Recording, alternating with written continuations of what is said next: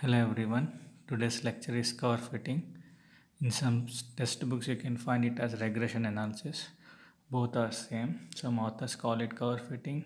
Some authors call it regression analysis. Means data analysis. Very important topic.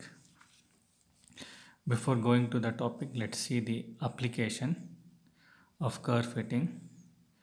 The main application of curve fitting is in scientific research.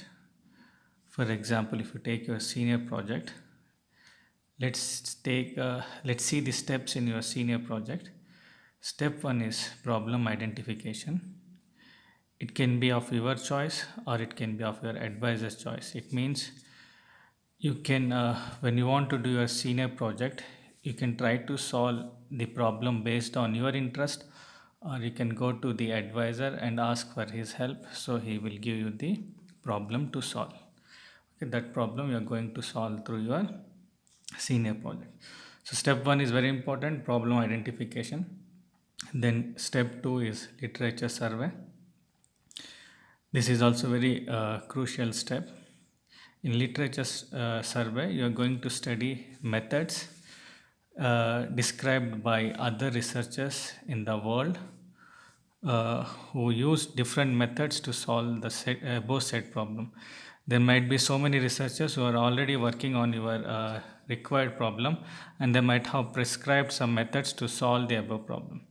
If you do the detailed literature survey, you will get ideas like what are the methods are used presently to solve the problem, what are the materials used, how to set up the experiment, how to record the data, and so many ideas you will get when you do a proper literature survey. So this is very important step in your senior project. And next, the third step is mathematical modeling. Mathematical modeling is very difficult because it requires high level knowledge of maths and engineering.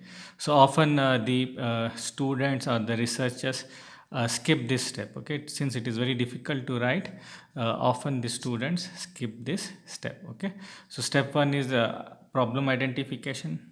Step 2 is literature survey. Step 3 is mathematical modeling. And step 4 is experimental setup. In step 4, you will design your experiment, and then you will conduct your experiments. Then you will record the experimental data in a tabular form. Okay. Step 4 is purely experimental, where you construct your experimental setup and you record your data. Step 5 is results and discussions. Okay, in results and discussions you will use curve fitting to the experimental data. In results, in chapter 5 or step 5, you'll use curve fitting. Okay, in your senior project. So in chapter 5 or at step 5, this curve fitting is used in your senior project, and it is very important. Your advisor will ask you to fit some curve to your experimental data, and then you will do some discussions. Okay, and the last step is conclusion. So remember, the application of curve fitting is in your chapter 5 or step 5 in results and discussions.